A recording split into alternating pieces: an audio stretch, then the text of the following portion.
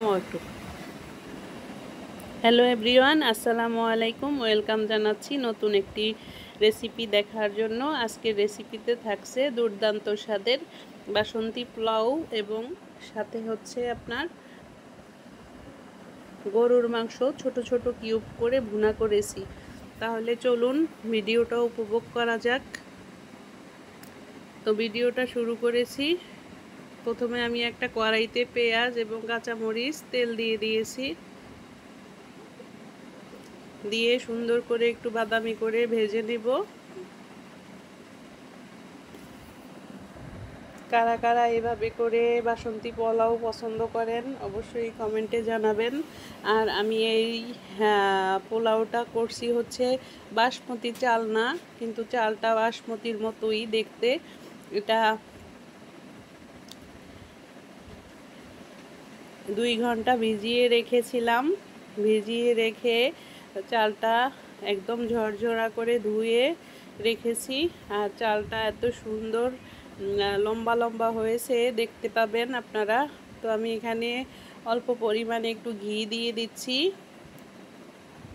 দিয়ে একটু বাদামি রং করে একটু ভেজে নেব। তো এটার সাথে আমি কি কি উপকরণ মিশিয়ে দেই সেটা অবশ্যই আপনারা লক্ষ্য করবেন, ভালো করে ভিডিওটা ফলো করবেন, শেয়ার করে দিবেন। আর যদি ভালো না লাগে তাহলে স্কিপ করে যাবেন। কিন্তু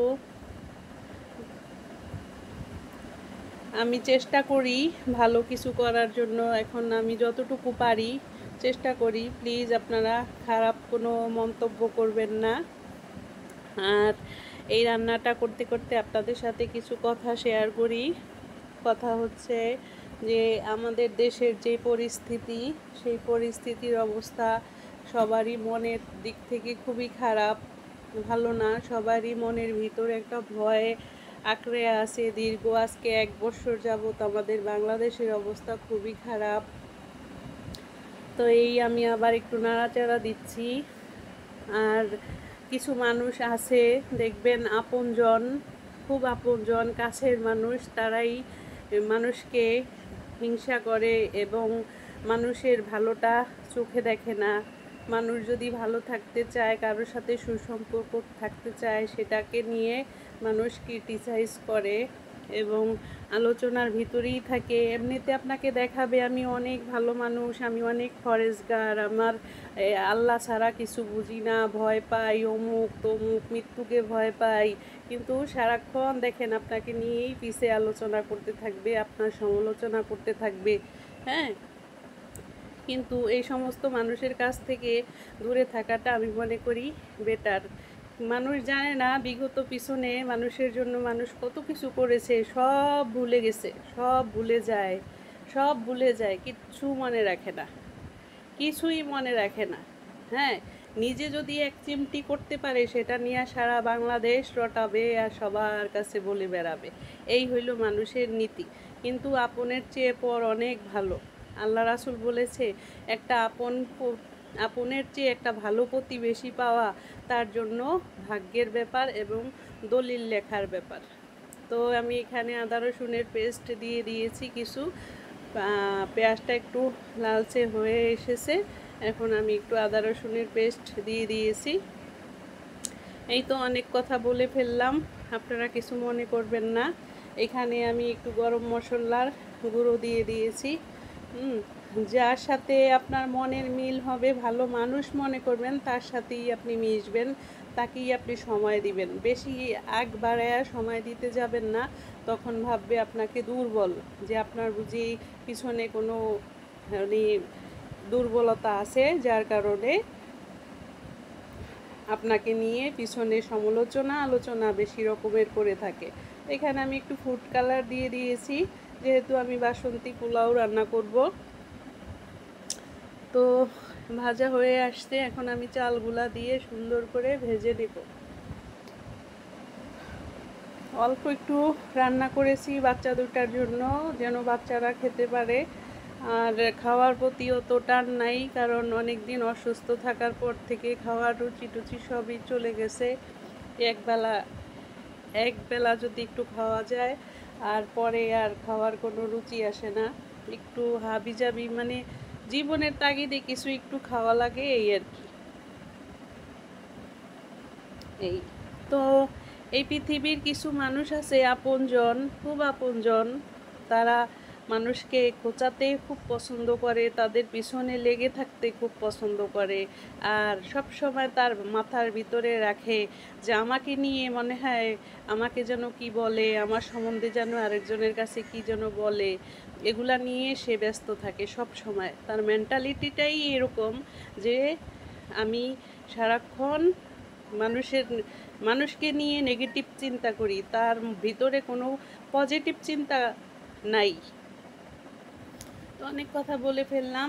এখানে ঝোলের পানি অ্যাড করে দিয়েছি, আর অল্প পরিমাণে আর একটু পানি লাগবে, আমি আর একটু পানি দিয়ে দিব।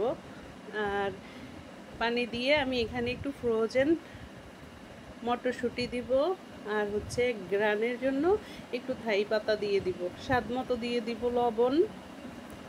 তো আমার রান্নাটা কেমন লাগে অবশ্যই কমেন্টে জানাবেন। আর চালটা যেহেতু আমি অনেক ভিজিয়ে রেখেছি, সেজন্য আমি বেশি পানি দিচ্ছি না, এতে করেই আমার হয়ে যাবে। তো লবণ দিয়ে দিলাম, এখন মটরশুঁটিগুলোকে দিয়ে দিব।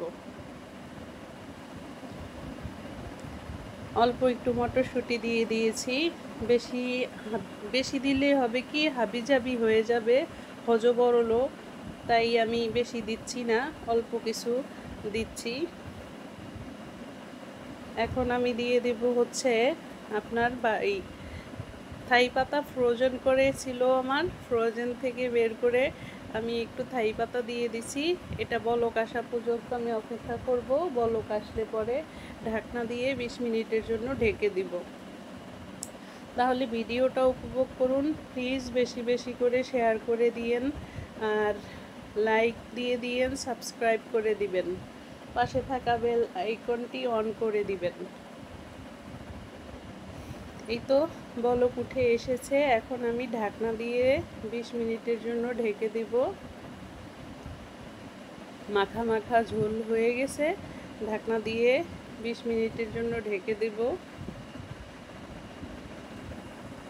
রান্নার কালারটা এত সুন্দর হয়েছে আর এত সুন্দর ফ্লেভার বেরিয়েছে, এত ইয়ামি হয়, আপনারা অবশ্যই বাসায় একবার হলেও ট্রাই করে খাবেন। আমি জালটাকে একদম লো হিট করে দিয়েছি।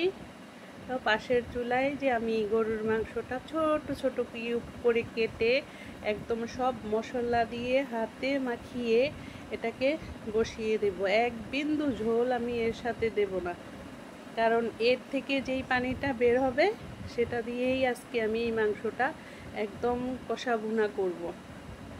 তো এই পোলাওটার সাথে ঝোল দিয়ে খেতে ভালো লাগে না, একদম কষা ভুনা গরুর মাংস বা চিকেন হইলে খুবই ভালো হয়। তো আমি মেখে ঝুঁকে এটাকে বসিয়ে দিচ্ছি।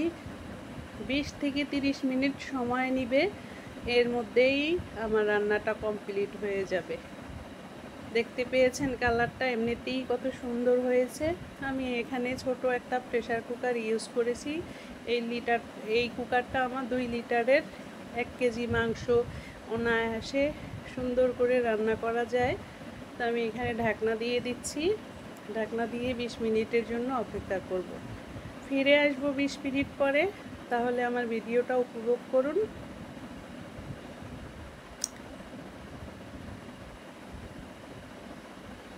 এটা ছিল কালকের ভিডিও, জুম্মার দিন ছিল, কালকে আমি আপলোড দিতে পারিনি।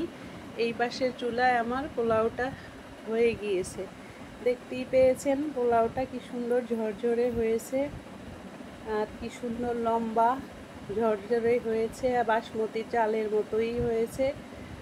এটা আসলে ভাতের চালও না, পোলাওর চালও না, এটা এক ধরনের আতপ চাল। চালটা হচ্ছে লম্বা ছিল, চিকন। তো রান্না আমার কমপ্লিট, পোলাওটা